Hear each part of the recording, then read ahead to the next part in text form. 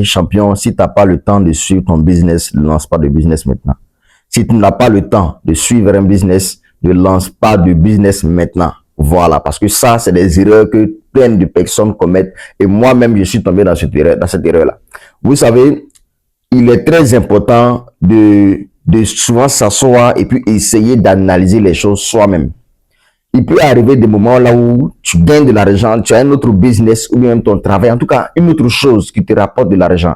Et toi, tu as à l'esprit, je vais lancer un business, je vais lancer un business, je vais lancer un business. Et quand tu finis par lancer le business, tu n'as plus le temps de suivre le business que tu viens de lancer parce que là, ton activité principale te rapporte suffisamment d'argent. Donc, ce qui fait que tu es quand même un peu distrait parce que tu n'es pas vraiment focalisé sur le business qui ne rapporte pas trop. Donc, toi, tu te dis que bon, au moins, j'ai lancé quelque chose, j'ai mis à côté. Donc, le temps que vraiment je tourne un peu, après, je sais que ça va me rapporter et tout. Mais un business ne peut pas donner réellement tant que toi-même tu n'es pas là pour maîtriser les entrées et sorties. Ça peut donner derrière toi, mais est-ce que tu sais si ça donne ou pas? Tu ne sais pas, tu ne maîtrises pas parce que toi-même tu n'es pas là. Donc, c'est pourquoi je dis, ne lance pas de business si toi-même tu n'as pas le temps de suivre ce business-là.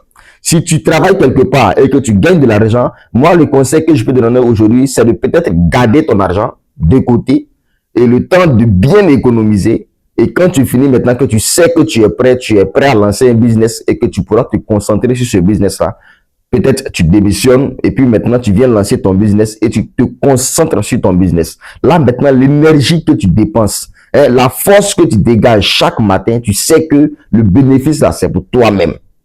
Tu sais que tu es en train de gaspiller, de dépenser de l'énergie pour toi-même, dans toi-même ton business. Demain, si tu as eu 100 francs, c'est pour toi-même. Tu as eu 1 million, c'est pour toi-même. Tu as eu 1 milliard, c'est pour toi-même. Tu n'as rien eu, c'est pour toi-même. Tu étais conscient bien avant même de pouvoir venir te lancer dans ce business-là. Donc, ne lancez pas de business tant que vous-même n'aurez pas le temps de suivre ces business-là. C'est vraiment très, très important. Ça, c'est un conseil que je vous donne. Maintenant, toi, dis-moi en commentaire, quelle est l'erreur que tu as commise?